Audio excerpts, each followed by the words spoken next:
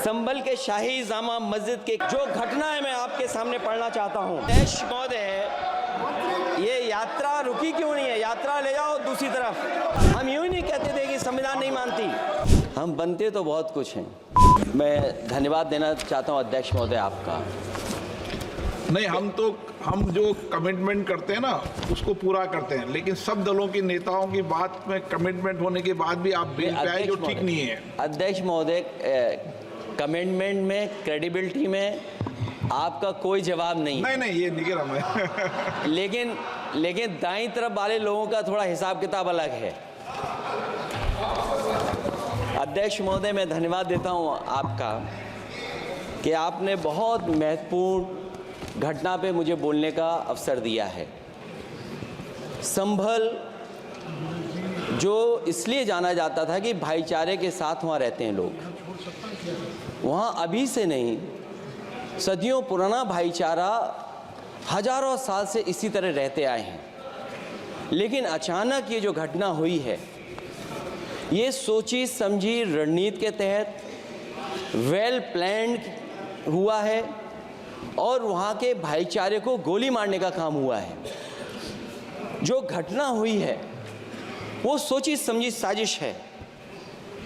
वहाँ जो खुदाई की बात लगातार अध्यक्ष महोदय देश में कोने कोने पर भारतीय जनता पार्टी और उनके सहयोगी और समर्थक, शुभचिंतक बार बार खुदाई की जो बात कर रहे हैं अध्यक्ष महोदय, ये खुदाई जो है हमारे देश का सौहार्द, हमारे देश का भाईचारा, हमारे देश का गंगा जमनी तहजीब को खो देगा।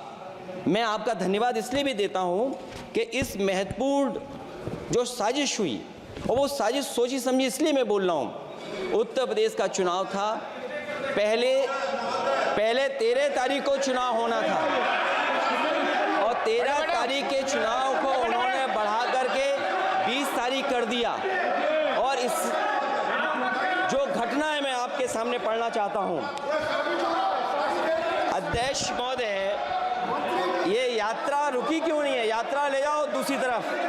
अध्यक्ष महोदय, संभल की शाही जामा मस्जिद के खिलाफ 19/11/2024 को सिविल जज सीनियर डिवीजन छंदौसी संभल में एक याचिका डाली गई। कोर्ट ने दूसरे पक्ष को, अध्यक्ष महोदय सुनिए, ये सुनना चाहिए, हम यूं ही नहीं कहते थे। तो संक्षिप्त में बोले। अध्यक्ष महोदय, हम यूं ही नहीं कहते थे कि संविधान ये मानती नहीं सरकार। हम यूं ही नहीं कहते थे कि संविधान नहीं मानती।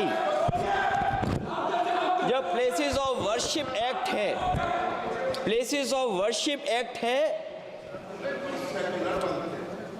हम बनते तो बहुत कुछ हैं। संभल के शाही जामा मस्जिद के खिलाफ 19/11/2024 को सिविल जज सीनियर डिवीजन चंदौसी संभल में एक याचिका डाली गई। कोर्ट ने दूसरे पक्ष को सुने बगैर उसी दिन 19/11/2024 को सर्वे के आदेश दे दिए। ताज्जुब की बात है, संभल के जिलाधिकारी संभल और पुलिस अधीक्षक संभल आदेश को पढ़े बगैर 2 घंटे के बाद सर्वे के लिए पुलिस बल के साथ शाही जामा मस्जिद पहुंच गए। जामा मस्जिद की कमेटी, जनप्रतिनिधि, उलेमा इकराम, सभी अधिवक्ताओं ने सहयोग दिया। जिलाधिकारी संभल और पुलिस अधीक्षक संभल ने 2.5 घंटे सर्वे के बाद कहा सब सर्वे पूरा हो चुका है और अब रिपोर्ट कोर्ट को भेज दी जाएगी। लेकिन दिनांक 22/11/2024 फ्राइडे को जुमे की नमाज के लिए लोग नमाज अदा करने के लिए जामा मस्जिद पहुंचे, लेकिन पुलिस प्रशासन ने बैरिकेड लगा दिया ताकि लोग नमाज न पढ़ सकें। उसके बाद भी लोगों ने संयम बरतते हुए नमाज अदा की और किसी प्रकार का विरोध प्रदर्शन नहीं किया। 29/11/2024 को कोर्ट की अगली तारीख तय थी। शाही जामा मस्जिद की कमेटी और मुस्लिम समाज के सभी लोग कोर्ट में केस की पैरवी के लिए तैयारी कर रहे थे, परंतु दिनांक 23/11/2024 की रात पुलिस प्रशासन द्वारा कहा गया 24/11/2024 यानी अगले दिन सुबह को दोबारा सर्वे किया जाएगा। शाही जामा मस्जिद कमेटी और अधिवक्ता ने कहा कि इस सर्वे तो मुकम्मल हो चुका है, अब दूसरे सर्वे की क्या आवश्यकता है? कोर्ट के आदेश का हमने पालन कर दिया। अगर दूसरे सर्वे कराना है तो दोबारा आदेश करवाएं। कोर्ट के आदेश के बाद हम दोबारा सर्वे करा देंगे। लेकिन जिलाधिकारी संभल और पुलिस अधीक्षक संभल ने कोई सुनवाई नहीं की और तानाशाही दिखाते हुए सुबह के वक्त से पहले शाही जामा मस्जिद आ गए। शाही जामा मस्जिद कमेटी और मुस्लिम समाज के लोगों ने फिर भी धैर्य रखा और दोबारा सर्वे के लिए अंदर ले गए। सर्वे के दौरान करीब 1.5 घंटा बाद जब जनता को सूचना मिली तो वो इकट्ठा होना शुरू हो गए। लोगों ने सर्वे का कारण जानना चाहा तो सर्किल ऑफिसर ने उनके साथ गाली गलौज की और लाठीचार्ज करवाकर बुरी तरह जख्मी कर दिया।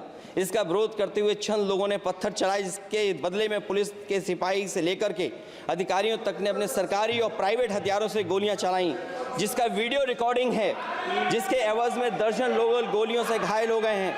5 मासूमों जो कि अपने घर से सामान लेने के निकले थे, उनकी मृत्यु हो गई।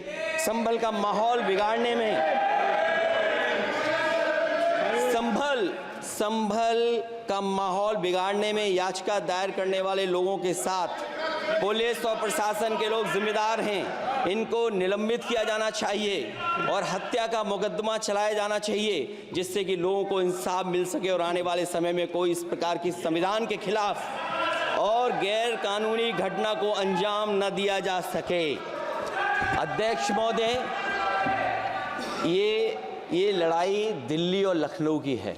नो प्लीज कभी दिल्ली पहुंचे थे जिस रास्ते, वही लखनऊ वाले उसी रास्ते पहुंचना चाहते हैं। उज्जर रमन सिंह जी 2 मिनट बोल रहे, आप 1 मिनट बोल रहे हैं। हो गया विषय आपका अखिलेश जी विषय हो गया आपका। अखिलेश जी विषय हो गया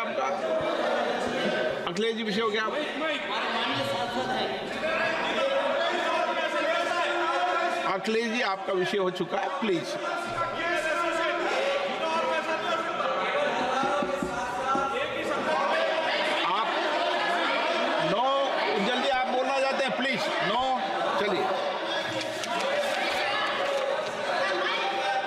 हो गया उनका विषय, उन्होंने पूरा विषय रख दिया। उज्जवल निगम जी,